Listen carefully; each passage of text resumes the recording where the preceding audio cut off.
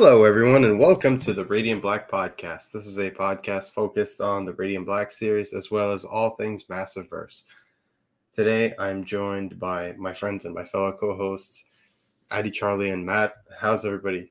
Doing great. It's been once again a full week of Massiveverse. Excited to get into Rogue Sun. It's getting closer and closer to Supermassive, so you got a good few months coming up, and no one too. Yeah, that's true. Yeah, I'm doing good here too. Really big issue leading up.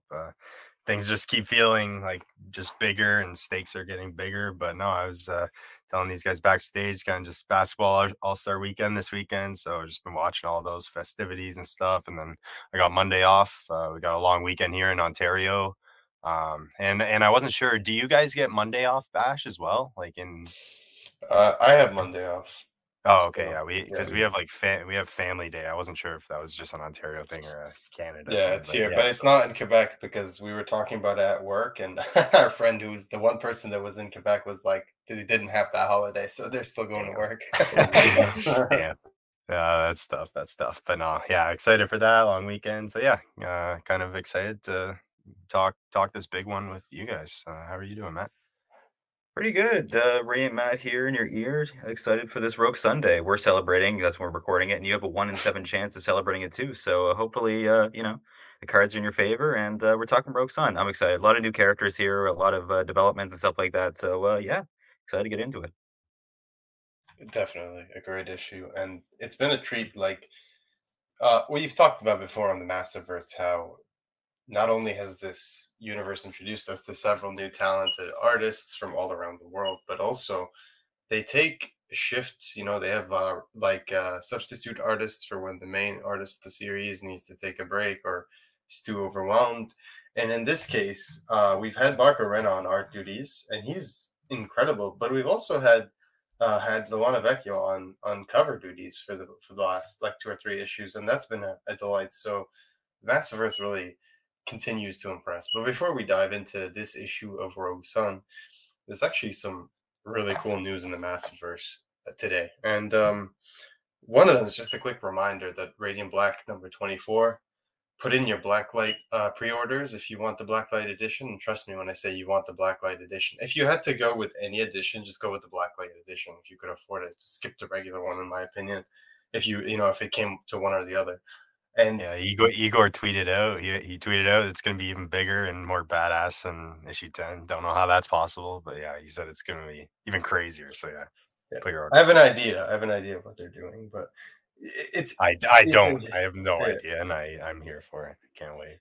Yeah. So pre-order those books. They're not going to be many out there. People are saying they're still looking for like number 10 Blacklight. Just do yourself a favor, pre-order number 24 Blacklight. It's going to be less ordered this time around because it's not the first time the gimmick is happening. So I'm just saying, don't miss out.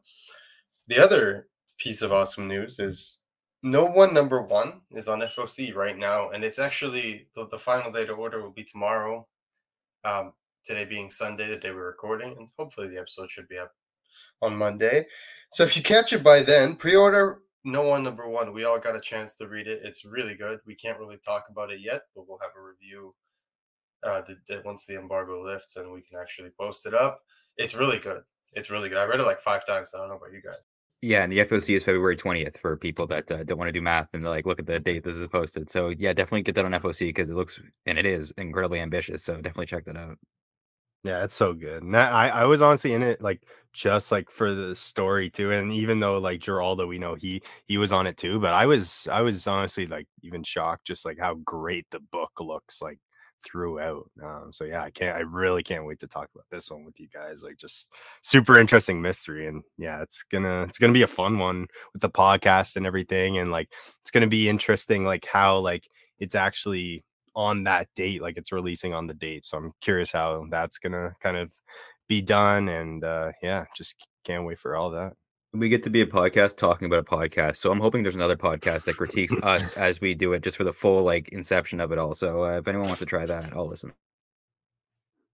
No, man. Yeah, no, that's great. There's also been a website with a terminal, a command prompt terminal and nobody's been able to crack the code yet. But we don't even know if it's actually live or not. I think it is, but like nobody's really said anything. It's 00110000.info. So if you want to, take a stab at it, go ahead. Part of the no one, of course, the whole immersive thing. It's the files. It's the website that no one was dropping the files in, apparently, according to is it Julie Page of the Drop. I think that's the name.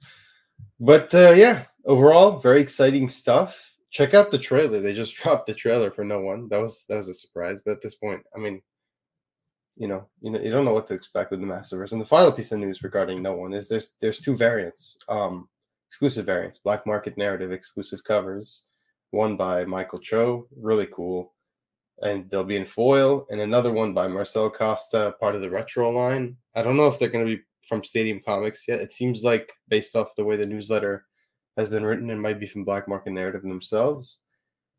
Just overall really cool variants. So if you like the Massiveverse, you want to pick up those variants, check them out. I think they're 175 print count for both, so they're going to go quick.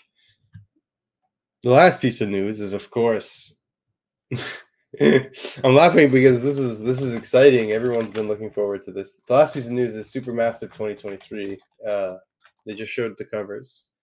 That was amazing. What did you guys think? Super excited, obviously, but the covers were amazing again. I think Stina Kulo on it this year, right? He's doing all the art. Yeah, with Walter Biomonte. Yeah, and whatever preview images we saw already are also pretty cool. The only thing that is a little bit of a bummer is no Inferno Girl, no Cassia this year in Supermassive, even though she's in a few of the covers, but I'm pretty sure it's still going to be awesome. Yeah, that's actually a good point to bring up, and I actually found it interesting too that she was even included on a couple covers. Mm-hmm. So I guess we'll see what that entails. I'd honestly even be happy with like just a mention or something of her, just to keep her kind of in there and just to keep her presence alive, kind of thing. But yeah, super excited. Those covers looked amazing. I think there's a couple preview pages put out, right? Just like of that landing and stuff, and kind of homaging that Rogue Sun. The Rogue Sun emerging up from the ground. So that was, just the incredible pages, and the art, like Niculo and Monty, or is it who's doing the colors? Actually, you said that. Well, the colors are by Igor. It is okay. Oh wait, no, the colors are by Walter Biomonte. Yeah. Oh wow. Yeah. Okay. Igor is not working on Supermassive 2023, unfortunately. But I'm sure it's still going to be fantastic. I mean, according at least to the solicit. It looks, yes. Yeah, it's going to be great. They did a jam piece variant like last year for the cover B with Inferno Go Red on there, ever so small, but really nice and aesthetic, with her almost like in the moon, in the gaze of the moon and everything. Cool. It's really cool seeing like a cover with everyone drawing their own character. So you got Abel drawing like Rogue Sun, Marcelo drawing Radiant Black, French drawing Dead Lucky, and of course Erica drawing Inferno Go Red. And I think obviously Inferno Go Red's just there just because they didn't want to leave her out, and I appreciate that. Honestly, it's a really cool cover. In terms of the actual solicit, it says a doorway has opened. Beyond it lies the Holy Grail. Yes, that Holy Grail. But why are Radiant Black, Rogue Sun, and the Dead Lucky also desperate to get their hands on it? And who is this mysterious woman who stands in their way? So yeah, they show the woman on cover A in the back. I think Michael mentioned that this has to do with the history of the Massiveverse and everything. And in terms of Inferno Go Red not being in this one, Matt Groom mentioned that it's a creative choice, and like it was what was best. So of course we trust Matt, we trust everyone in the Massiveverse. So if they thought this was like for the best, then it's for the best. Still really looking forward to this. I'm looking forward to Dead Lucky making some new friends, and the Holy Grail. New enemies. Yeah, the Grail makes me think that it's probably going to be more like Rogue Sun, like as like the core story, or what, like the MacGuffin or whatever, like the Holy Grail. See, I think people are like misinterpreting all that because now they're all part of the same universe, so they all share the lore. If anything, Yeah, but like he's more like historical, kind of like, hey, vampires, all these kind of like myths, like they're real. Like even in this issue, it's like vampires and stuff like that. Like it just seems more like we're Reading Black is more like sci-fi and stuff like that. And there's more tech in Dead Lucky and stuff like that. It just feels like it's gonna lean more towards Rogue Sun to me. I don't know. I guess, but I don't look at it that way anymore. It's like a shared universe. They can do anything. Like if we had Shift and Pyre and Torrid or whatever in Dead Lucky, you know what I mean? Like it's just like at this point they could do anything. I don't know. It's not. I'm hoping they do this more, so it doesn't seem like it's out of left field. But if we're gonna get Supermassive like every year, they could be building towards something in the long run. Because like last year, we assumed it was just like a one-time thing, but if it seems like it's going to be a summer event or a yearly or like an annual event where they're going to bring all the characters together, then I think there's always something cool that they can do. But we'll see whether it is like that or not. Well, kind of like what Matt was saying, wouldn't you say Supermassive last year was more related to Inferno Girl, right? Since it was like a villain from her universe that came over. Well, yeah, but like they're sharing the universe, is what I'm saying. So, like, what does that matter? Like, what does that matter? At the end of the day, they all have to do with it. Exactly. So it's like, what does that really matter? It's like if the Holy Grail exists, like in this universe, it exists in this, like for all of them. You know what I mean? So if it's leaning towards themes of Rogue Sun, but it's still like they're still all going after it, right? So, Yeah, either way, I'm super excited. Supermassive. I mean, we're lucky we got the first one. I mean, a crossover with all these characters in like 2 or 3 years of them even existing is amazing, and some of them just within months or even debuting in it. It did really well in my ranking of 2022 issues in the Massiveverse, and we're lucky as hell to have it. And join the Discord, by the way, guys. We don't mention it. I mean, sometimes we do, but it's great. It's really awesome to hear the creators like answer fan feedbacks. If you like the letter sections of these issues, it's pretty much like a live version of that, and you get a lot of questions, like small things that might not have time to make it into those columns. So it's never a bad time. I love how like every single episode, Matt's like, we don't advertise the Discord, but then advertises the Discord. I don't know. Anyway, but yeah, moving on. Check out the Discord; it's great. Supermassive 2023. Pre-order that, coming in May. That's after a delay. Let's talk about Rogue Sun. Rogue Sun 10. Creative team: Ryan Parrott, writer; Marco Renna, artist; Natalia Marquez, colorist, who has done some Massiveverse issues before, so that's cool to see her come back. Becca Carey, letters, and Luana Vecchio, Chris Campana, art with cover with Mattia Iacono. That's a really cool variant. It was very hard to find. So yeah, Rogue Sun 10 opened up with burning skull and tied up bondage woman to a tree bleeding out. Really creepy stuff. Perfect for Ryan Parrott's skill set. And we get the Blackwood monster and the big introduction, the formal introduction. Last issue, we see him in the last few pages, but he's unnamed. And here we see him, and he's named in all his glory, all his armor. It's Caleb Hawthorne, Night Sun. What do you guys think? Yeah, this is just an awesome page, and like, yeah, we've seen it on some covers and stuff, but yeah, just seeing him in action here was really sweet, and I'm surprised we actually get our first our first, I would say, like Sun pun, and I'm sure we'll see a bunch from this guy. I'm not going to be surprised if that's the case. But yeah, I love this character and just kind of like the introduction into Caleb. And yeah, Caleb Hawthorne is his last name, and he's just he's awesome, and he's I guess the first Rogue Sun, born in the year 1365. So what would you guys think of him? He was freaking awesome.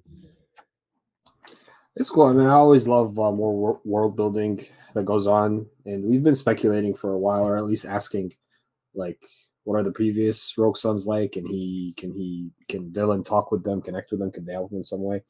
And now we get to find out a little bit more. And he's the first one, right? As far as we know, yeah. And people keep, he says. So making weird comparisons. Like people are like, oh, is this like, I don't know, I put generic random, and I'm like, Ryan Parrott already told you guys, told all of us on here and on Discord that this whole thing is kind of based on the idea that are the same themes and ideas that were explored in Immortal Iron Fist. If you haven't read that, which had like several characters like this, like showing you Iron Fist throughout different generations and like how they. Anyway, so yeah, if you're like wondering where this is from, it's from that. Nice. At first, I thought that was Finnegan Root when he just saw like the shoulder, and it kind of looked like a root growing off of this, but it's just the monster of the Black Wood, which it kind of reminds me of some kind of like thing you get like a quest line in D&D, which is nice because we got the D&D reference later on, and D&D is applicable to this whole thing. There's so many things. We got the knight, you know what I mean? Not that there's like a knight class, but it's basically a warrior. So it's really cool to see old school with the swords and get medieval on everyone's asses here with the chopping up. Also, Bondage Woman. You know, I didn't really think of her until we got the name Bondage Woman for her now. And she could very well be an ancestor to a character, maybe like a meme that's within this. I'm not going to mention the name and get people after me, but we never know. I mean, she is a Catholic or Christian, but she's mentioning Heavenly Father. We don't know, so she could be a Catholic, like maybe another Cath character in the future. So, anyways, just put a pin in that. I'm not saying anything, but yeah, this was a great opening. I'm really liking the art style and like the difference. It fits right in. Other than the filter, I feel like every character is pretty much like on model and looks like basically the same, and I have like no complaints. It's a really great adaptation. It's not easy to fill in, and it was well done. Yeah, I like how they show like Dylan's hand on fire. That literally is like the Iron Fist. So that like right there, that's pretty cool. Showing how he has control of the sun crystal. It's interesting to see how the family dynamic has changed since Dylan's become, part of the family, so to say. I feel like not only obviously we've seen over the last few issues, the siblings have there's been some strife because they have their own agenda. They tried to resurrect their father, hence how we got Caleb. And Dylan's like finally caught up to that this issue, and we see the fallout of that right now. Were you guys surprised to see basically Gwen get it's Gwen, right? Or no? Ori. Why am I calling Gwen? Yeah. Were you guys surprised? She looks like Gwen. Yeah. Yeah, it's all good. Yeah. If you guys see Ori get kicked out of the house, basically, and I feel like I was surprised, honestly. I don't know. It's a long time coming. She's been pretty bad recently with starting with Demonica and then trying to steal the stone, and like she's been scheming since Dylan became Rogue's son. She needs some repercussions or consequences right now. I think she had it coming. That's all I'm saying. I agree. Can't Julie be like, can't you just do drugs or something like a normal teenager? Like, come on, like this is annoying. Like these spells, like messing with the undead is not kosher. Also, before I forget, I like how Night Sun has a different design. So does every Rogue Sun get like a different design? You'll notice like the mask itself is different, stuff like that. So that's really cool. I know Dylan's and Marcus's suits, I'm pretty sure, are basically the same. So maybe it's like the modern design every like era, like they like a world championship, they update the look of it in like boxing or wrestling or something. Although maybe they just do that in wrestling. I don't know shit about boxing. Yeah. But you know what I mean. I mean, if we're going off the Iron Fist, then yeah, they will. Sweet. Yeah. Sweet. Looking Maybe forward to it. maybe you can have like the ability to manipulate the suit or whatever. I mean that is a good way to add to I would hope so, you know what I mean? Give the artists a chance to have fun, but also give the writer a good way to expand the lore aesthetically. Yeah, for sure. And yeah, speaking of like just aesthetics here, like I know we've said it before, but like just whenever Abel's not on this book, like I actually couldn't tell for the first couple pages. You can tell almost like it's a little brighter, I find, like whenever Abel's on, like the coloring's a little. Abel's like Sean Gordon Murphy. Yeah, but like he's man, like dirty. Like, you know what I mean? The transition is very no. Very I think I think like Rena to Abel is what Ferragato is to Costa. Like I think they're just like he's almost identical, but like he has his own. You can see his own style a little bit. He does make it similar so that the book has a visual. It preserves this visual identity that it has, but I can tell it's because it's like Abel's dirtier and like in terms of his sketches, they're a little rougher. You know what I mean? But it's also they're clean. They're very clean. It's very unique, but it's also I don't know. And what made it a little bit more obvious for me was like the faces. the faces are a little less pointy. I don't know how to explain them. They're a little bit more rounded. So I was like, with Abel, they look a little bit more pointy, more stylized. It's a So for clean, me, dirty, like love making in the yeah. shower. No, he's like he literally is like a Sean Gordon Murphy type. It's really uncanny. Like once you see it, you can't unsee it, and he's so good. And you guys know he did the Gotham Knights like DC video game comic, right? Yes. Yeah. So it made so much sense once I saw his art, and like it made sense why they picked him because it's perfect for that. Like it's so good. It looks fantastic too, like artistically speaking, and it fits the story and everything well. So yeah, I love Marco Renna. I'm genuinely impressed with it's like we talked about on Radiant Black how they've gotten Farigato, they've gotten Igor, they've gotten so many people to come in and do some incredible work on different issues, and I feel like the same thing for Rogue Sun, and I feel like the Dead Lucky's been the only book so far to benefit from having one direct like creative team. They've never changed on any issue. It's always been the same artists, the same colorists, and that comes with its own perks. But Rogue Sun, like Charlie said, we've really seen how we're open to different interpretations, but also how these different interpretations are so good that they manage to preserve the visual identity of the book. Well said. Dylan's hair is like red here. Is he actually like literally the redheaded stepchild? That is iconically like a bad spot to be in. Also, what's their mother's name? Is it Juliet or Gwen? I get them mixed up. Between so the mom is Juliet. Yeah. Okay. Yeah. This mom is Juliet. The stepmom is Juliet. Cool. The mom is Gwen. Yeah. Okay. Sweet. With Juliet, like she's almost like harsh with Ori here. Like I got to protect the world from any more of your reckless mistakes. She could have said like, I know you want your dad back, but like let's not do crazy spells right now. You know what I mean? Like there's a better way to do it. But again, talking to a teenager and communicating with an adult and the parent, you're in very different places. And hormones are just popping off in this house. You got Dylan and Ori, and Brock is probably like 12 or something like that. So it's a time where you're very reckless. Not hating on our teenage listeners here, but like. Hormones do make. But she tried to kill him in issue 2, did she? Isn't she? She did the Demonica stuff, right? Yeah. So this is like her mom's all up on her ass. She's like, I know what you did last seance. That's basically what it is. You know what I mean? Good point. The Vampironica stuff I feel like was worse. This is more like we just exactly. Back, like, that was way worse. Yeah, so this is the build up, you know what I mean? Exactly. It's continued behavior. It's his path. She keeps doing it, so it's like, okay, stop. So she's clearly not learning to stop like doing what the magic stuff when it's a no go. So it's tough. I mean, imagine that Juliet's just lost her husband, by the way, and she got an extra kid on top of it with half the support. Not that she wasn't kind of like the glue holding this whole family together as she was like taking care of Marcus and the kids. Now she's got another kid, and I mean technically she just traded one kid for another because Marcus and Dylan are both very immature and kind of assholes making their own mistakes. So you got to feel for Juliet here, who might not have handled this perfectly, but probably the best thing to do in this situation. Maybe not wording it the best though.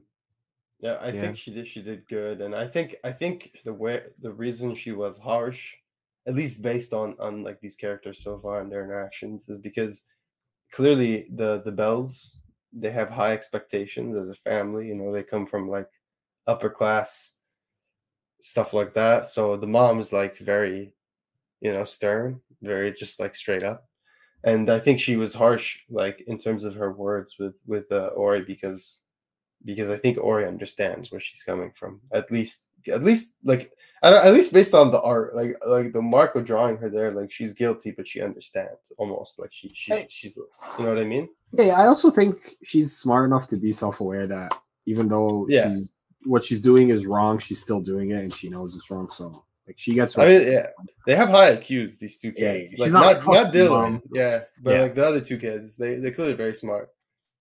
Yeah, I was actually I don't know. I was a little surprised. It was funny, just like I love the whole scene, like him just kind of exposing Brock here, and just seeing that little tear off Brock. I was a little surprised. I thought he was a little more hard ass. I think that's a cheekbone. I thought it was a tear too. I had to zoom in. I think it's just a cheekbone. Brock ain't cried over this. He got caught, but he's not like sad about it. I think, right? It's definitely a tear, guys. I think it's supposed to be a tear, but no, I don't know. I don't know. No, you could be right. Right out of his eye. It is right out of his eye. I think it's gloss. No, I think it's just like light gloss. I don't think it's. I think it's a tear. I agree with Charlie. Okay, all right. We might have to confirm this. I might have to. The way it goes under the eye. Well, actually, that's like the outline of his eye. Yeah, we're gonna have to ask. Yeah. Listeners, sound off on the Discord or reply in the Yeah, YouTube right. Yeah, comments or if whatever. anyone Tweet has us. any thoughts, because this. Okay. Yeah. Oh wait, I see what you guys are talking about. It's the other. Oh, it's a tear. Yeah. Oh, But I don't think he's crying because he feels guilty about it. I got think caught. he's crying. I think he's crying because he wants his dad. Okay. Like That's a good think point. about it. Think about it. Yeah. Okay. This is Like his his immediate. chances. Fuck. Yeah, his chances are done Exactly. now. Like, Exactly. that They was have kind of this his only weird chance. fucking Okay. guy All right. now. Yeah. Yeah. Yeah. So I Okay. think he's. That's just me though. I could be wrong. I don't think he No, I feels. like that. I like. I don't that. think he feels bad about like I trying to get agree, his dad. 100%. I think he's crying because they don't. I think they fucked up their chance to get Yep. to get. And they're in trouble. They're in a lot of trouble, and he's losing. Yeah, and they're in deep shit. Yeah, exactly. So like, like the way I see it, like this makes his whole like Dylan promising to give him the stone, even though it was just like he just said it. Probably like in his head, it's probably like he'll never ever give it to me now. Yeah, you puts know in what I mean? jeopardy. Yeah. You're right. Yeah. I'm glad we talked about the tear gate because I would have skipped over it if Charlie didn't bring it up. But yeah, it's true, and it sucks because like that bond for Dylan, like Dylan might be like, all right, that kid, he's looking out for me or whatever. It's like, no, he's not. He's sneaking into, he's lying to pretending to care about you so he can fuck you over, which does not help with building trust in a relationship. I can tell you that. Yeah, his family is just all drama, bro. Like Dylan gets his fill of drama at home, and then he goes out and beats some shit. It's like an unhealthy cycle. Yeah. But yeah, so next we're back with the kid who is Hellbent. I forget his name. Is it No, His it's not Hunter. His Hunter. name's Hunter, right? Hunter? Yeah, Hunter. Yeah. Yeah, Hunter. So Hunter is back trying to blackmail his way into healing his father through the doctor, and he's just being nice and bringing the guy some cash, right? Yeah. That's where we meet. Is it Terrence? Yeah, his friend Terrence for the first time, and this gives me kind of like Shift vibes in terms of like Shift organizing his like friends, right? Like this is Hellbent like bringing his friends together, right? But they're obviously like not as smart or as resourceful. But I still think it's interesting that Hellbent's like, I don't know if this is naivety or like it's too early to tell because I don't know shit about Terrence yet. But I think this is interesting. The fact that like one of his immediate plans was to go basically recruit and to tell someone else, like, I'll get you power. You can be like me, let's go. Yeah. And he misinterprets like his father, like what his dad was doing with him. He's like, I think my dad wanted to keep the power for himself. It's like, is that a lie you're telling Terrence, or do you really believe that your dad was keeping that for himself? Because it's really to keep you out of this and giving you like a life that, you're not always looking over your shoulder with, and a decent morally decent life. So I think that's another little interesting aspect of it. Yeah, it was kind of like for me. I don't know. Maybe you guys can recall like if this is the first time we've seen this, but kind of the way Hunter's dad was like kind of making it sound like he was going to school, and like I almost kind of had it in my head like this guy was kind of like a goody two shoes until kind of what happened into this situation, and then that kind of led him down this path. But I think this actually shows like he was kind of on a jaded path before, just kind of like hanging on, trying to get his way into school, but still was like obviously supplying this guy with oxy and like who else, like who knows what else. So yeah, that's kind of interesting that he kind of has a little bit of a jaded past. Yeah, that's actually a great point, and it shows maybe that like what all this time his dad spent like trying to keep him not on this path is like maybe him being more present would have done the job, kind of thing. Yeah, exactly. Yeah, I had that in my notes too about how it shows how it adds shades of gray to the story, how like this kid wasn't entirely innocent. Maybe he also is just as pulled to the dark side as his dad is, and kind of doing shady things. And it could have been something just like, hey, maybe he got an extra bottle of pills or something, like he like took them from his grandma or something like that, or he's actually like hardcore selling a ton of drugs, neither of which are good, but there's like scale of how far into the drug game and how many crime, how deep in are you, where it's just like a little thing, or are you really like this is your life now? Because he did go to school, right? So if you're going to university, not that you can't still like live a shitty life and kind of be a bad person and do that, but you got to think he's at least trying to go straight and do something decent. I think he was like doing like engineering or something, not really something that's tied to the drug trade unless you're like making meth labs or something. So I think that's another interesting angle. Yeah, I think actually this next page is one of the most interesting pages because you see, like, they're back at high school and he's talking to Byron, and Byron's like a little excited because he's gonna go to homecoming with Amanda, and that's where fucking Dylan finally apologizes because he's had clarity from breaking up with or not breaking up, just from Vanessa. Finally, it's Vanessa, right? Finally Yep. ignoring him and everything. So he's had that clarity of like, oh, she doesn't give a shit about him. She's seeing someone else. He kind of feels crappy. So he finally apologizes to Byron for forcing him to ask out Amanda. But that's when Byron tells him it's been cool. They've been texting and she's funny, watches anime, plays D&D. So they have some things in common. But like that's where Dylan's projecting his entire situation onto Byron. He's like, you got to play hard to get. Girls are girls. They're gonna lure you in, but they'll leave you. And I think part of Dylan, like part of this, obviously, is him projecting his situation. There's obviously hints of jealousy, and he's just literally like obviously just projecting what happened to him. But also the part of it is like he's honestly, I think, looking out for Byron because I don't remember if I recall, the Amanda has a boyfriend, does she not? Like, Yes. Yeah. yeah, I think it says it here, no?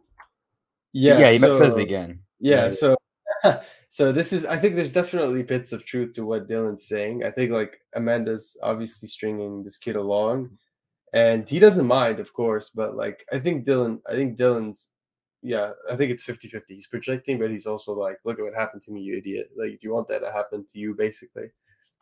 I think there's benefits to both, right? I think not every situation is the same, and they kind of showed how like Dylan knows kind of like he's clearly jaded by just recently being burned, and like not all women and not all men are going to treat you the same as whatever, you know what I mean? Not everyone's the same, but also like it's not. While Amanda has a boyfriend, it's not a bad experience for Byron, who seems like he doesn't, spend a lot of time. So it's not bad to like be chatting with the sex that he's interested in and getting more familiar in those settings. Although it's kind of weird that like he kind of wants to date her and he does have a boyfriend. That's kind of shitty.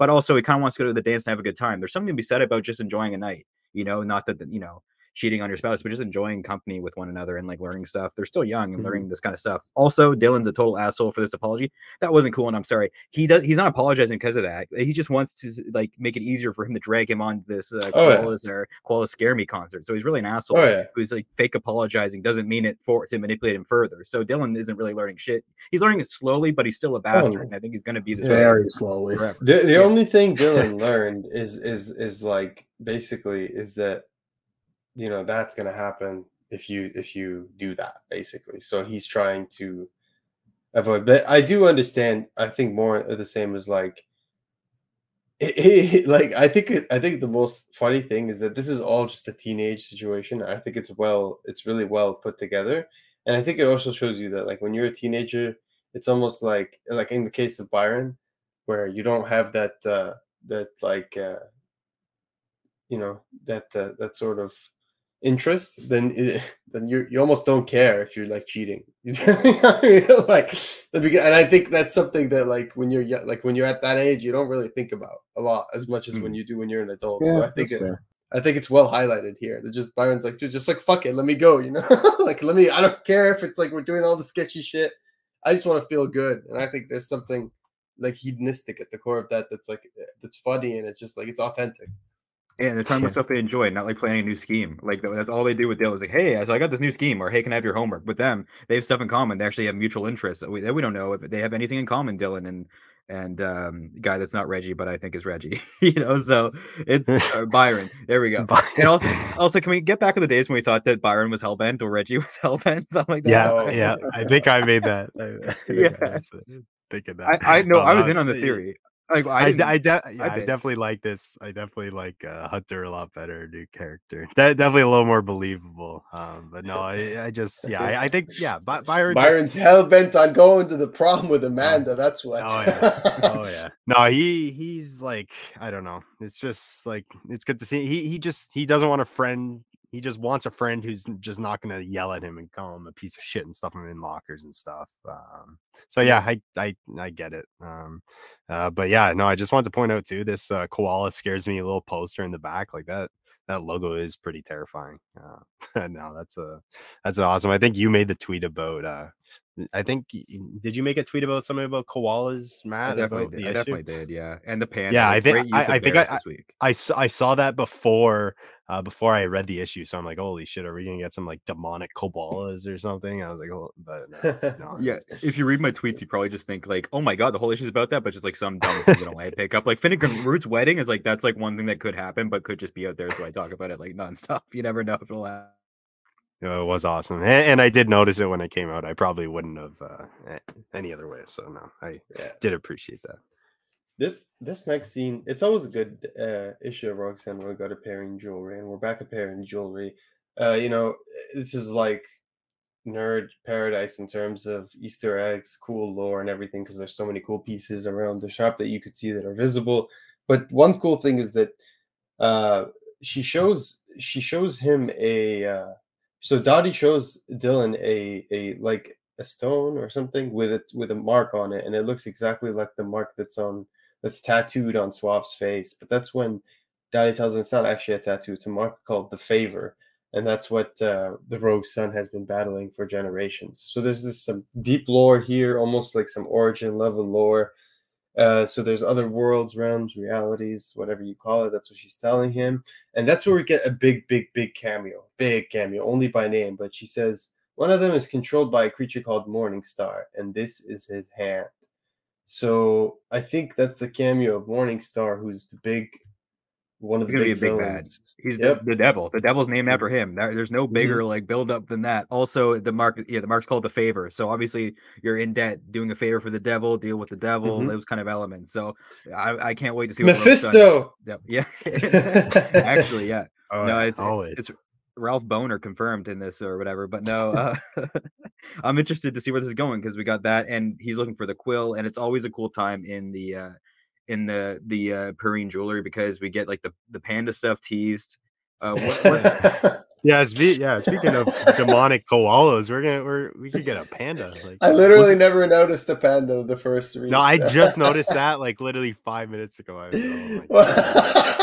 That is amazing. Ryan, what are you cooking up, man? You know I'm not going to shut up about this ever. You know this is my life now. And he's got like a mark on his eye. Like this panda looks pissed. If I want a panda, like the introduction, if he doesn't like fall down like a slide because they're so clumsy and like we're trying to do like a monologue. Oh my God, I'm there. But no, we're talking about the devil now. We should be talking about the devil, not the evil satanic panda. But this is cool. This is a good reveal. The favor, we got the mark. So we're finally getting you just, like hardcore you shit. distracted me. Now we're on a tangent. So quick tangent. We should go read Chicken Devil by Brian Buccellato. He's one of the writers on No One, the co-writer on No One with Kyle. Dude, that shit is good. So if you like this panda stuff, like I'll just read. I'll read. Matt was gonna buy this shit right now. I'll read you this solicit. It's Mitchell Moss is about as regular as it gets. He's married with 2 children and co-owns a successful chain of Memphis hot chicken restaurants. It's not the life that screams hero vigilante until he discovers that his business partner is in bed with the mob and owes them $2 million. Unfortunately, Mitch is ill-equipped to be a badass. He's just a guy who makes really good chicken. Can he protect his family from cold-blooded gangsters? Absolutely not, but maybe the Chicken Devil can. Dude, read this book. It's fucking good. Trust me. I've read the first couple of issues. It's kind of fun, man. Yeah, I read the first one. Check it out for sure. It's pretty sweet. So recommended for here, and you get familiar with what talents are. He wrote Flash as well. All right, I don't know if he wrote it or colored it or he worked. We're talking icons, so we're talking Chicken Devil. I don't know why you're bringing up the Flash. True. It's true. No, I'm just kidding. But the Flash, so pedigree beyond Chicken Devil. But Chicken Devil's sweet. Check it out if you like. Apparently, there's a sequel called Chicken Devils. So. Ooh. So I might have to go back and check it out. Yeah, that sounds wild. I'm sold. Yeah. But actually, I had a question for you guys about the mark, like about the favor. Like I was kind of curious. So I guess so the mark, like they were saying, so every monster we've seen so far, like all the vampires, witches, werewolves, I guess most of these monsters that's been trapped away, Morningstar has sent out himself. Like they all came from him. And I don't think any of those monsters or anything have the mark, but the mark is just like for people he touches from Dylan's world, right? Or yeah. And they've made like a Okay. pledge to him. These are just animals probably that like warp out and just like phase on in to like mess with them like vampires or like zombies and stuff like that. And I like that idea. I'm glad you mentioned that like vampires, witches, and werewolves, like that stuff is all real on this universe. I guess Bigfoot might be. I don't know. That's up for debate because what Bigfoot's not going to hunt down people. He just wants to be left alone. So I don't think that. Also, next to Dylan's face on that panel when we're looking at the gems, it kind of looks like the abominable snowman to the top of his head. It's almost got like a little swamp thing face, but also looks like the abominable Yeah. snowman from like the claymated or the the stop motion Rudolph the Red-Nosed Reindeer kind of deal. Just wanted to highlight that. Yeah. So many first cameo appearances on this page. No joke. Not really, but maybe. Who knows? I mean, I'm genuinely hoping at least the panda shows up because that looks genuinely like really cool. That's fucking hilarious. This is first appearance city. Yeah, Also, a good chance to exactly. plug. Bash has been tweeting out the first appearances throughout the multiverse and cameos and stuff like that on Twitter. So definitely check out the Radiant Black Pod for that because Do people love the Easter eggs, man? The thread for the Easter eggs. We made a thread just for Easter eggs, like just literally just Easter eggs. Like either I try not to do spoiler shit. There's some people on Twitter who just fucking spoil the entire like comic. They'll just put splash pages of like every like I get it. Like it's like you want someone to discover the series. I get it, but it's just like I would hate to like spoil any big page from number 10, for example, because like I would want someone to, you know, really experience existence. But no, yeah. Check out those threads and stuff. We did a lot of cool stuff and there's some really funny things that you wouldn't expect, like the radiant deja vu with the vomit. That was I actually like I remember reading that, but just tweeting it was so much fun. Deja vu, and it's great for it's, even if you know the stuff already, it's a nice reminder if there's something that'll slip your mind and keep you fresh, you know, and get the theory brain cooking. Yeah, like I love this pose right here. It's like subliminal advertise, not really, but it does look like the same pose of no one in that first like page they've shown in all the previews and the preview articles and everything, with the way Caleb's standing. Yeah, Batman pose, you know. I just want to say I do really like this camaraderie they've got going so far, because Dylan with the full attitude, he's not like he's giving him the fill right now. He's telling him, look, I'm not looking for a dad, I'm not looking for a mentor, none of that shit. I just want to know, I want the information. And that's where Caleb starts telling him everything. He's like, okay, there's this place in the aviary, it's being held by the talisman's being held in the aviary by a woman called Raven Queen. And you guys know we've been teasing this for a while. Ryan's been teasing this forever because it's in the very first page. Sorry, not the very first page. The very first issue of Rogue Sun. Raven Queen, you see a cameo of her in that big splash page where you see all those like future revelation things. So this has been a long time coming. Usually it's Raven Simone that sees the future, but we were all seeing the future. We just didn't even know it when we were reading that first issue. Also, Bash, you mentioned the pose. Funnily enough, the one pose I noticed the most was beneath that with Dylan's pose with his hand out. He looks like Darth Vader when he's like doing the big Darth Vader stuff in Empire. Does he not? He's like, and there's a lot of father talk, so it actually kind of fits. And I do like the like, good, you don't want a dad? I ain't your daddy, you know, which is like cool. Maybe they can have a decent kind of bond. But also, I've got a theory that it's possible that the spell, you know, malfunctioned and that Marcus Caleb could just be a means for the people that do the life death, the hand people, the hand clan, to kind of manipulate Dylan and get him to make mistakes and like get the quill or like get away into the aviary and stuff like that. So you never know. I think that's on the table, but right now Caleb does seem trustworthy, but my radar is up. Yeah, I feel the same way. Like I want to trust him, but there's a lot of sketchiness in the Massiveverse. I do want to say, like someone recently said, they were like, oh, I finally noticed that like Rogue Sun is like a double meaning because they're also a rogue sun, you know, like a sun that's on their own. And I'm like, I just laughed out loud because do you guys remember? I think that was like that was one of the first questions we asked, like in the SuperMassive interview. That was like a year and a half ago or something, a year ago. I thought everybody knew that. Like it was pretty obvious, but yeah. Not everyone has the word brain all the time, and sometimes they need their V8 moment. But yeah, it was pretty. As somebody looks at the title, and you know that's how my brain works. Yeah, I definitely had that in mind. But you're right. You know, at this point, it's pretty much there. Yeah, like, but I love this line from Caleb, where I, honestly this if we can. Adi, if you can like take this panel of Dylan and remove the background, I'll make that a sticker in the Discord because it's genuinely wholesome as fuck with him just like holding his belly and laughing. Oh, It's just so like it's so perfect. But like the line is also amazing. Ryan with dialogue is always killer. So this is what Caleb says. He says, "Your father Marcus was a fine warrior who honored our mantle until his very last breath. But he was also a monumental asshole."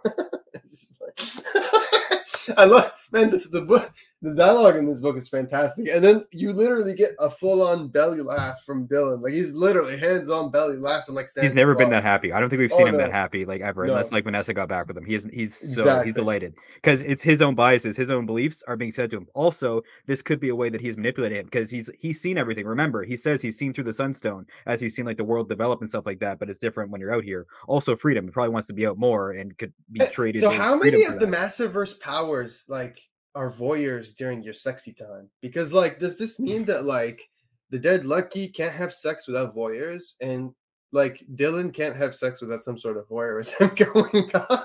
That's true. Like, isn't that fucked up? Like, oh, and when you think about it, Radiant Black too, because of the robot. Oh my god. All the people in the Massiveverse are never Something's going on, alone. man. They're Something's never I thought having a alone. cat in the room is bad. That's you the know? price you pay. That's the price you pay. You have no more privacy. You'll get That's the you'll real get debt. black That's what we're powers. talking about. That's what I had to give up. You'll I get could never be powers. alone. You'll never be alone anymore. That's the price you pay in the Massiveverse for superpowers. You'll never be alone. Every time you pee, every time you dream, every time you're munching on some sort of food, just notice or just know that someone will be there watching you. And in the case of Rogue Sun, it could be like fucking hundreds of What's different that Rogue police Suns. dog? I'll be watching you, right? Yeah. Every step you take, every move you make. Dude, Yeah, can you that's the imagine? Massiveverse. Wait, can you Solid imagine? Think about it. Think about it. It's like think about like the Spider-Verse, right? Think of it like all the dead, like former Spider-Men in one reality, where like in the Sun Crystal, like that's the equivalent here because like there's all these other Rogue Suns, right? Now think about all these people just watching Dylan at any one given moment. That's just to me that's like so hilarious. Like I don't know, like just right now, like what made me laugh here was the dialogue, but I actually did another laugh when I read it the first time. I laughed like twice because I thought not only is this dialogue super funny, but like fucking Marcus is probably there watching this happen. So he's like watching them call him an ass. So like Oh two my people god, I call didn't him. think about that. You know what I mean? Because he's like, Yeah. he's there, like he That's can't do true. anything, but he's just Or is like he see banished them. away? Do you think he can still watch or whatever? We'll use the Bro, spell. it's like the Council of Kangs, bro. It's probably like 100 different Rogue Sons just sitting there laughing, like, ha ha ha, Marcus, your son just called you an asshole. Like, you know what I mean? I don't know. That is that is weird to think about though. Like that is Another kind of thing. weird. Something else to highlight. So we did get confirmation like this isn't an ancestor of Dylan, or at least we don't Yeah, think so. yeah. It's I don't think that's on the table, right? I mean, it's not off the table, but I feel like if it would have been announced, or he would look more like them. So we know that it's not like a familiar thing handed down. So at some point, the Marcus got it, and then I don't know if it was his grandfather or not. I don't think so. I feel like that was just something that Marcus got, or maybe I don't know if we know that yet. So that's just something else on the table. Also, I feel like by saying he's a monumental asshole, it's easy. It's you're saying something he's going to agree with and get in the good graces of Dylan, making it easier to manipulate him. And also, he's like a father figure. If you don't have a father figure or you're losing a mother figure, I feel like I'm not getting this out of a psychology textbook, but I feel like you do look for whatever figure fills in that void the best, whether it be like in a teacher or someone else in that kind of role. So it's easier to manipulate him or easier to grow attached quickly and get hurt when someone doesn't mean to. So I feel like we're cruising for a bruising with Dylan, and he might be trying to get to summon his dad back by the time this is all over. Yeah, that's a good point. This is like I like everything that's going on in this issue. There's a lot of moving parts, and there's a lot of like parallels because if you think about it like that, then like look at the difference between these two pages. In the page here, it's all red. You have fire, you have energy, you have this guy pledging his allegiance, and you have basically someone gaining a father role, right? The next page, you see the colors are much colder, and his dad's life hangs in the balance. So there's almost this like there's this contrast between the two situations, right? Like on one hand, this guy just gained like a father-like figure, and on the other hand, Hunter's losing a father-like figure, and he needs that guidance, which Rogue Sun just got, right? Good point. His moral compass is in a coma right now, more or less.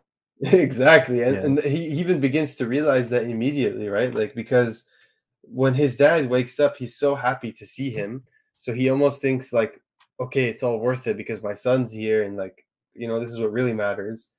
But and you see him say that he's like, I appreciate you keeping an eye on me, but college is more important. I'm fine, I promise. And he says, I'm not in school, and that's why he showed him I tried to join the family business, and that's why his dad's been like, his dad literally freaks out. He just tells him to get out, kind of has like a meltdown almost. So I thought that was very interesting. Son, what did I tell you about doing hand jobs?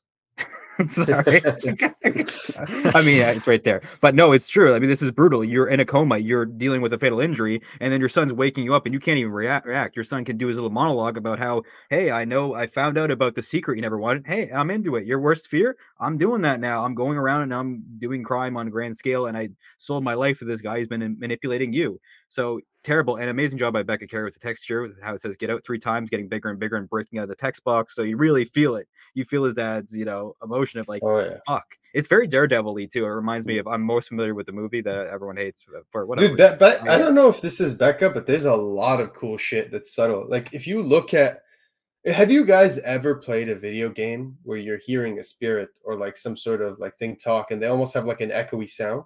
If you look at the bubbles for Caleb, they're like red and black. They have like the Rogue Sun tinge, almost showing you that he's like an avatar. It's Dude, really it's cool.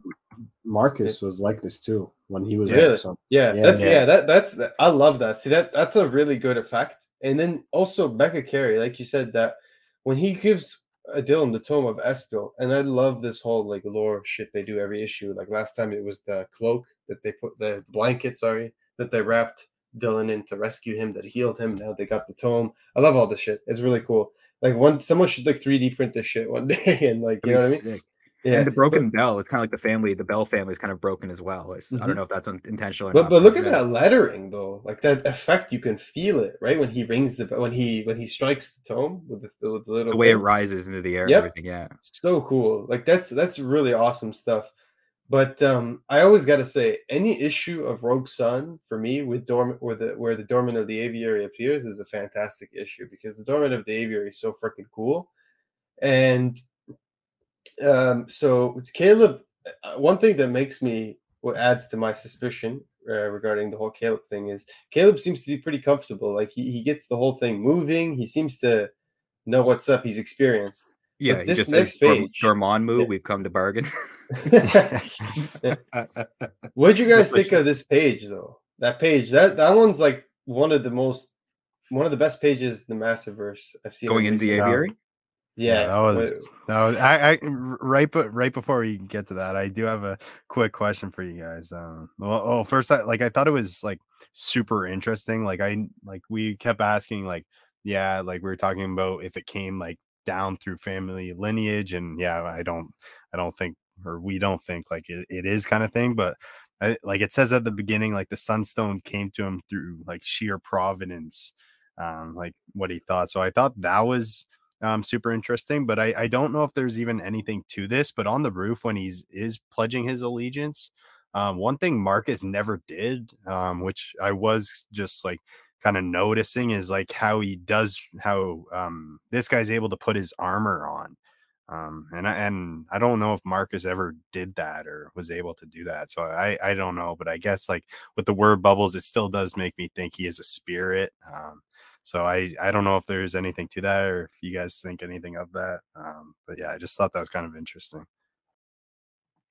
I like that you mentioned that, actually, because I had to Google Providence, because I didn't think he got it from Rhode Island, and it means it was the protective care of God, which means, so if there is like a morning star, where's and everyone's pledging allegiance to morning star, people are pledging allegiance to Sunstone, there's got to be a god or like a sun god figure, right? So there's probably got to be a physical embodiment of that going out. So that's something to keep an eye out for. And Charlie, I think that is interesting.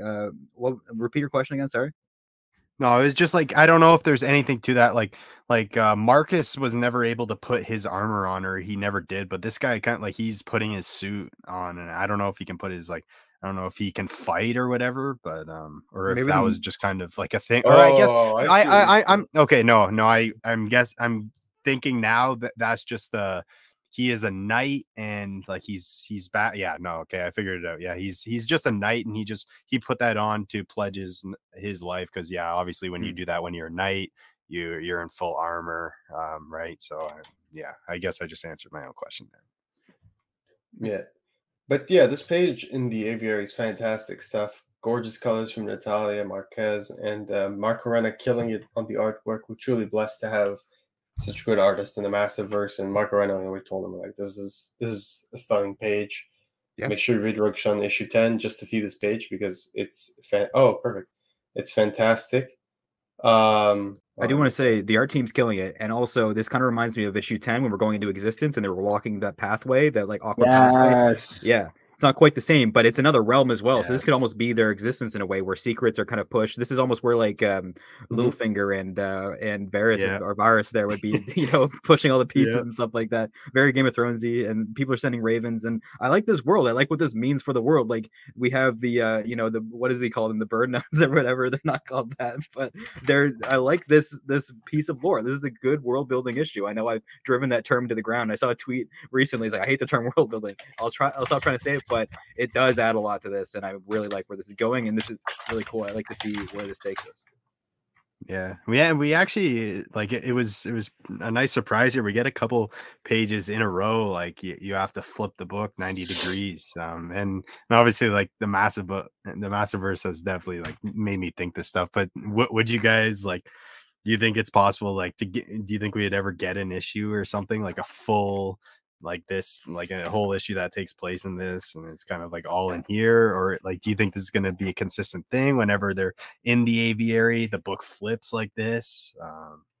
Yeah, what do you guys think? All I know is I had a dream that in the future it would be really cool if like whether it's existence or some sort of like Massiveverse fuckery, it would be so cool if they went into like an issue like existence where they got different artists of the Massiveverse to do different pages when they went into different parts of existence. So like Ooh. get able to do a like Rogue Sun style page just the whole time they're in that like area. Then get like Erica to do like Inferno Go Red style, like Apex futuristic style stuff. And if you could, if you really want to be like, you could make it like kind of like Rey in Star Wars, where she goes into that thing and she sees like the destiny. You could make it like that, so it's like it's similar to like what happens in Supermassive, where they see like a vision or something, so they could be relative to their own experiences. But it would be really cool to do something that could be like something really cool you could do. You could just do like a crazy book like that, where it's like the artwork's all mixed up and shit, or you could do like all in one page. That would just be something really cool to see, or even just a pin up like. I don't want to give you guys too many ideas now, but yeah, it would be cool to get a pinup, a Massiveverse pinup, like for year 2, where instead of having like one artist draw it, like you'd have one artist do the characters that they've co-created or they've worked on. So get French to do Dead Lucky, get like a jam piece basically they did, but get them to do it for the Massiveverse. And dude, that would be so cool. Yeah, but that'd be sweet. yeah, sorry, we're just dreaming here. This is what happens when you give us all these brilliant artists. We begin to dream and wonder and all the Damn good them stuff for making us Yeah. dream. I know, right? But yeah, fantastic stuff here. Really gorgeous. And that's where we get, we're getting the exposition from Caleb. He's telling her who the Raven Queen is, sometimes to help, sometimes to harm, mostly for obviously for her kingdom and herself. And she knew his dad, but she That's not a good clearly, thing. yeah, she clearly didn't like him. And that's where we end with another gorgeous, gorgeous splash page of just the Raven Queen sitting on her throne, surrounded by her ravens, and just it's just incredible. You have to see it to feel it, to And she has the appreciate quill. it. Oh I yeah. didn't even notice the quill until just Oh, looking at it now. she has to like use. She's like using the force too to like you know what I mean, to like levitate it basically. She's gonna write the meanest tweet in like different realm Twitter right now. No, but I do get the vibe. This is kind of like this world's Twitter. Also, it's not just the Sunstone and robots watching you. The birds apparently are listening and they have eyes and they can speak. So watch out there. The Raven Queen sweet design, we saw it earlier. This we get the full design and it's pretty sweet. And she does not look like someone that's gonna get a kick out of Dylan. That's my prediction. Totally. Especially knowing, presumably, I guess, like she's had a little bit of history with Marcus. So yeah, I'm really curious to kind of know that past, or kind of like the run-ins they've had. I'm sure, yeah, it's probably not pretty knowing Marcus. So yeah, should be interesting for sure. Yeah. What Herculean task is Dylan going to be put through in the next issue so that he could either forge an alliance with Raven Queen or or get himself an entirely new and dangerous enemy. I just picture him coming in like Neil Patrick Harris and Harold and Kumar too, and just getting like obliterated. But yeah, this is really interesting. I do want to mention that the time who's the time travel guy that we had in the Choose Your Own Adventure. Either way, with the clock, with the not the clock. Oh my god, what's his name? he had the bird mask. No, anyways, right? I know who you're talking about. Ornate, yeah. Ornate. Yeah, Ornate. Like, could he be from here with the bird motif, right? Like we saw that the doorman had the kind of bird thing. This is like an owl, so it could be tied to this world somehow. Was he trying to get the? He had the bell, right? Was he not trying to get the quill himself or something like that? I don't know if his purpose. Maybe was it's time. Maybe it's time for a Rogue Sun reread. Yeah, we'll probably post our Easter eggs and everything. There's probably a few Easter eggs we've picked up on. We can pick up on and stuff. So yeah, I just wanted to earmark that I feel like there's definitely ties to here. I think he was looking for this place, if I remember correctly. But either way, I feel like he's tied to it, even if he wasn't looking for it, because of the bird motif. I feel like that's too big a coincidence, and maybe owls have their own kind of thing to play in this area. It's like doves and ravens and stuff. Yeah, no, that's a good point. And even the page before, like pointing that out, I love like the even diversity. Like it shows all the different like birds, like just different like colors, like different species from everywhere. Like it shows just like they're just birds from everywhere. Like, and I love that description. Like every bird like you ever see like has kind of been listening to you, and it delivers the messages here to this place. Yeah, and so it's the kinda, colors gorgeous. cool. Like gorgeous oh colors. gosh. Natalia killed it on this issue. The Court of Fowls is lit. I love it. No, but Court of Ravens, ducks are allowed? Excuse you. Do you think ducks are allowed to carry and listen, or are they excluded? Like, I don't see any ducks. If there was like a mallard that was listening to you when you go to feed it, it's like you betrayed me. I fed you breadcrumbs and you've like lied to me. Now I don't know. I love this. This is a really good dynamic. This issue, I feel like this is the most that's happened in an issue in a while, because the Hunter story with his father, we've been building that for 3 issues. Now there's a lot happening, and we've got a lot of different characters like Hellbent going on here, but we've got the Raven Queen and stuff. So there's a lot at play here. 11 issues in, we've done a lot of fleshing out of this world. I do want to add too, like this is issue 10. Yeah, this is issue 10, and we've had such a great rogues gallery for Rogue Sun so far. Oh my god, it's fantastic! So many cool villains from Demonica all the way to Hellbent right now. Like, I wonder which one will be his like shift, for example. Yeah, his nemesis. You know. Yeah. I'd say I think like right now, Suave. like I don't know. We haven't even seen that much of Suave. To me, I think like I don't know, and we'll see where it goes with Hunter, but like just getting, I don't know if we've had this much spotlight on a villain itself, and just like seeing him develop, and like just the personal kind of like hatred he has for Rogue Sun and Dylan. I don't know. I'm kind of leaning Hellbent, but I think he's just my personal favorite. Just got a little bit of bias there. I feel like Marcus is his nemesis, right? He's bitching about his dad the whole time, right? Like he can't move on past his dad. Even with the stone gone, he's still got the daddy issues, right? So that's kind of what's been lingering. But I do think like Hellbent's a good pick. Suave was the first, right? You never forget your first, but Suave is very I think I did forget. I forgot. Suave and Hellbent. That's very personal. It could be more like a Powerplex thing from Invincible, where it's not like a large scale thing. It's just like a really personal. Yeah, that's true. Issue that's arc. true. But yeah, I feel like if they build on it, Hellbent could be his way, because it's both like the dad issues and stuff like that. Except his dad is kind of like almost better to him, and just like kind of like did that to help him. Where Rogue Sun kind of like fucked off and probably could have been a better father and done better things, because it seemed like he didn't use his powers the best way. So, anyways, yeah. No, that's a good point. It'll be interesting to see over the long run, maybe like whether Hellbent and Suave team up or anything, because Suave is already connected to Hellbent in many ways indirectly. I mean, directly even. So we'll see. We'll see if that alliance ever comes to fruition. Because we've seen obviously on the other end in Radiant Black and in the Deadlucky how many alliances have been forged, whether they were just in the heat of the battle or whether they were even behind the scenes and more long lasting. The thing is, I think we end this review and this episode today with a recommendation of, if you're not reading Rogue Sun, what are you doing? I mean, honestly, check it out. Even if you're not reading Radiant Black, Deadlucky, all the other Massiveverse titles, I highly recommend reading Rogue Sun. If you're reading Rogue Sun, I highly recommend giving it to a friend to check out, like tell them about it, all the good stuff. we still have that awesome trailer on YouTube, so share that around. And yeah, just Rogue Sun is underrated, honestly. I feel like people are finally coming around to fully appreciating. I've seen a lot of people say like they've been enjoying like the last few issues of Rogue Sun a little bit more than Radiant Black. And I told you guys, I think that has to do with pacing.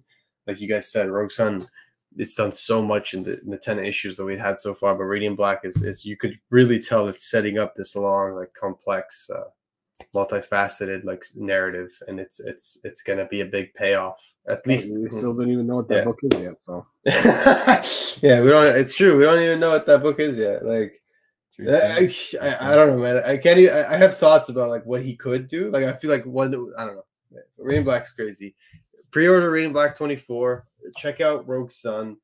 And is there anything else that we want to add to this one? Check out my my Instagram, All That I Thought on Instagram. I've been posting a lot more regularly. It's more poetry. If that's your bag, check that out. And also go be a Rogue Sun in someone's life. Do something good.